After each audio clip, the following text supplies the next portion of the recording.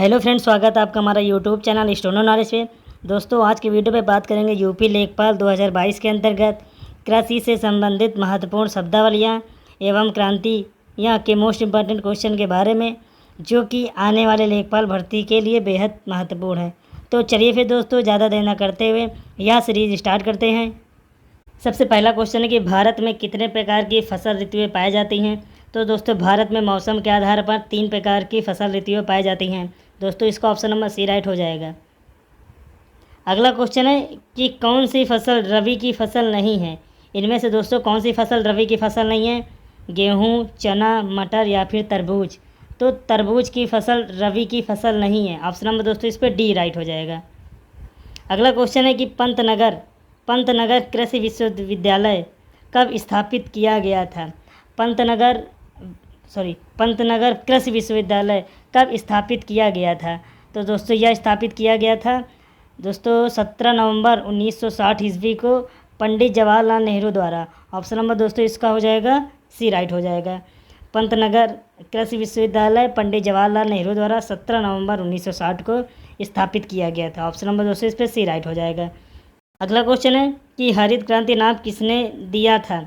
हरित क्रांति नाम किसने दिया था। तो दोस्तों यह दिया था ऑप्शन पे विलियम गार्ड ने। ऑप्शन नंबर दोस्तों इसका सी राइट हो जाएगा। हरित क्रांति नाम दोस्तों पूछ रहा है, हरित क्रांति नाम दिया था विलियम गार्ड ने। ऑप्शन नंबर दोस्तों इसका सी राइट हो जाएगा। अगला क्वेश्चन है कि भारत में हरित क्रांति का श्रेय किसे दिया जाता है। तो दोस्तों इसमें जब पूछे कि भारत में हरित क्रांति का श्रेय किसे दिया जाता है, तब दोस्तों आपको लगाना है doctor M S. Swaminathan. Option number दोस्तों इसका सी राइट हो जाएगा। अगला क्वेश्चन है कि विश्व स्तर पर हरित क्रांति का श्रेय किसे कहा जाता है। विश्व स्तर पर हरित क्रांति का श्रेय किसे दिया जाता है। तो दोस्तों यह दिया जाता है नॉर्मन बोरलॉग को। ऑप्शन नंबर दोस्तों इस पर ए राइट हो जाएगा। विश्व स्तर पर किसको दिया जाता है। तो दोस्तों यह दिया जाता है नॉर्मन बोरलॉग को। ऑप्शन नंबर दोस्तों इस पर ए राइट हो जाएगा। अगला क्वेश्चन है कि अंतर्राष्ट्रीय गेहूँ तथा मक्का अनुसंधान संस्था कहाँ स्थित है। तो दोस्तों यह स्थित है मैक्सिको में, मैक्सिको के अंतर्गत सिमिट में स्थित है। ऑप्शन नंबर दोस्तों इसका बी राइट हो जाएगा। अगला क्वेश्चन है कि श्वेत क्रांति किसके उत्पादन से संबंधित है। श्वेत क्रांति किसके उत्पादन से संबंधित है। तो दोस्तों यह है दुग्ध उत्पादन से। ऑप्शन नंबर दोस्तों इसका बी राइट हो जाएगा। अगला क्वेश्चन है कि ऑपरेशन फ्लड किससे संबंधित है।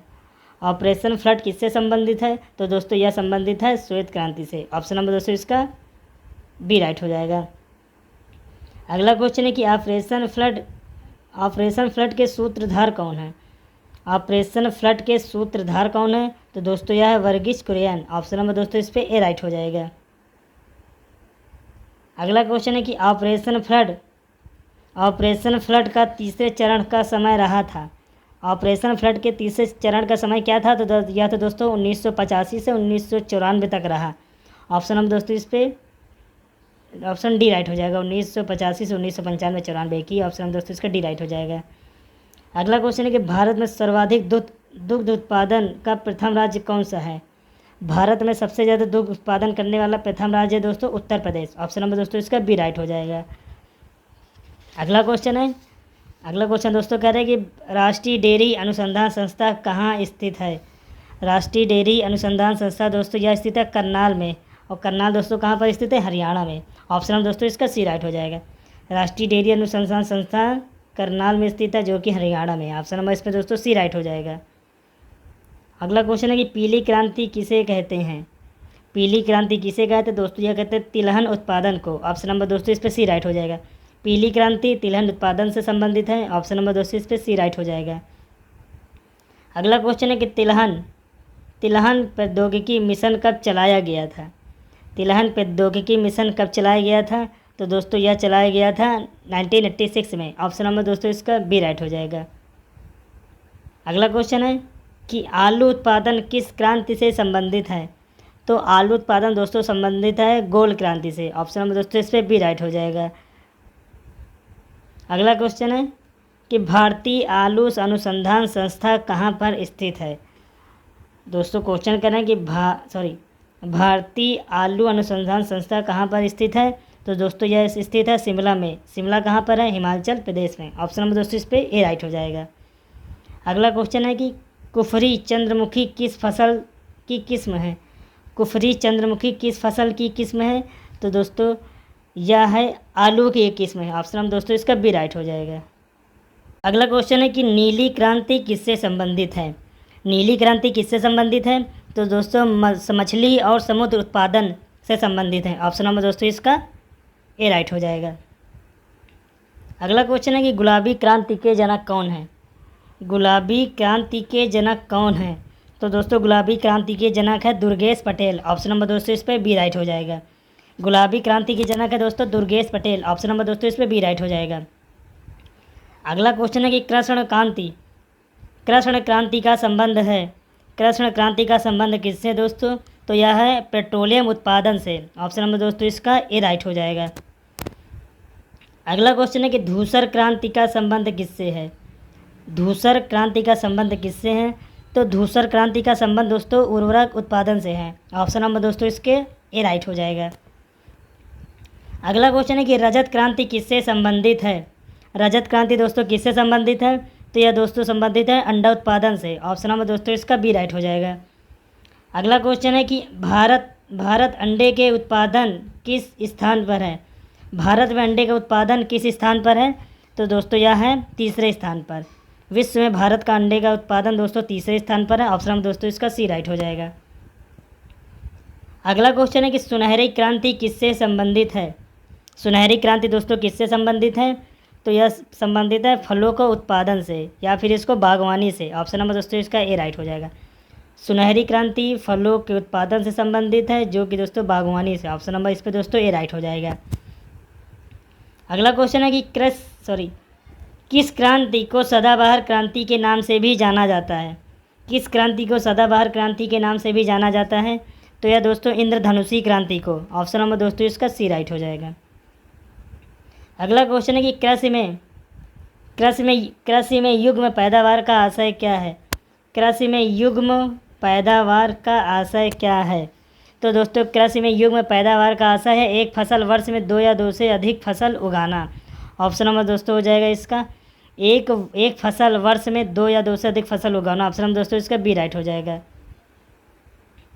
अगला क्वेश्चन है अगला क्वेश्चन कह रहे हैं कि एक साथ एक भूमि पर 2 या 2 से अधिक फसल उगाना क्या कहलाता है। तो दोस्तों एक साथ एक भूमि पर 2 या 2 से अधिक फसल उगाना अंतः फसली कहलाता है। ऑप्शन नंबर दोस्तों इसका बी राइट हो जाएगा। अगला क्वेश्चन है कि भारत में कृषि को क्या समझा जाता है। भारत में कृषि को क्या समझा जाता है। तो भारत में लगभग 58% आबादी के लिए कृषि आजीविका का प्राथमिक स्रोत है। कृषि भारतीय अर्थव्यवस्था की रीढ़ है।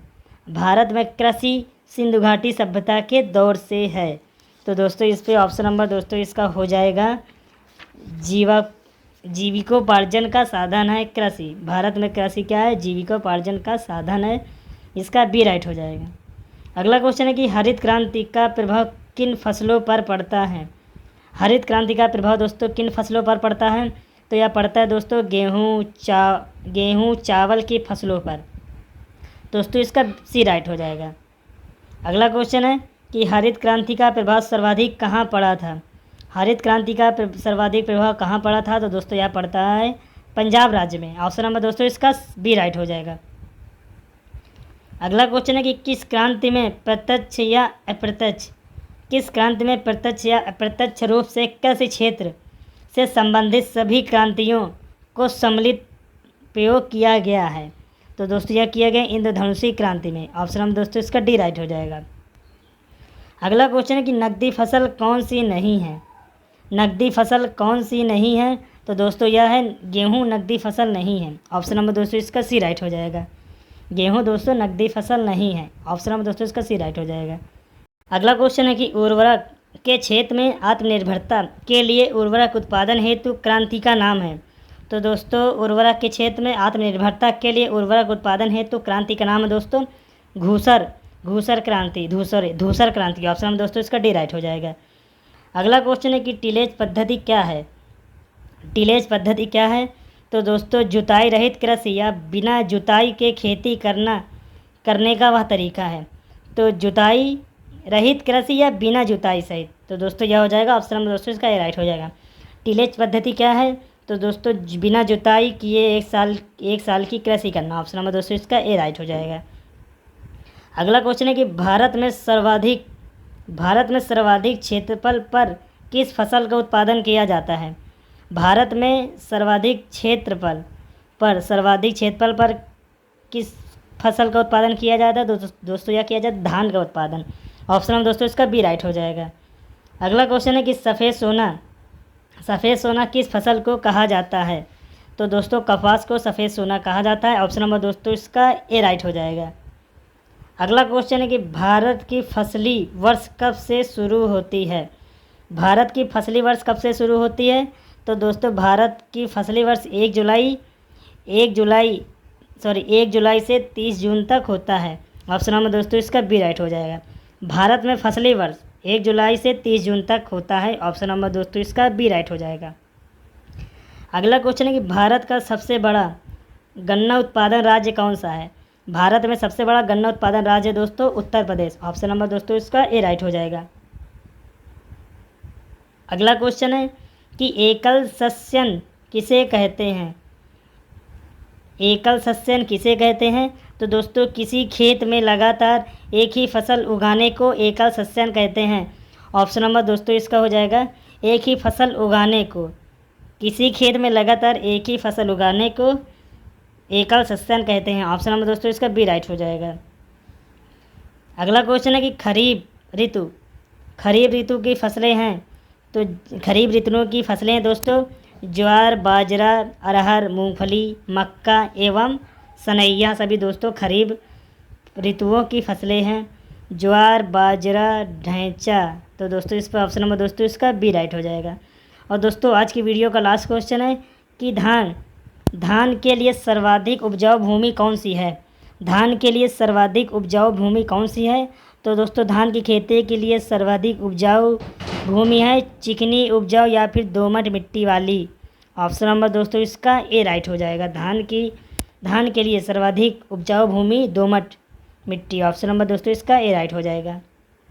दोस्तों अगर आपको हमारी वीडियो अच्छी लगी हो तो वीडियो को लाइक करिए और वीडियो को शेयर करिए ताकि लोग ज़्यादा से ज़्यादा हमारी ये वीडियो देख सकें, और चैनल को सब्सक्राइब करना बिल्कुल भी मत भूलिएगा। So thank you very much दोस्तों।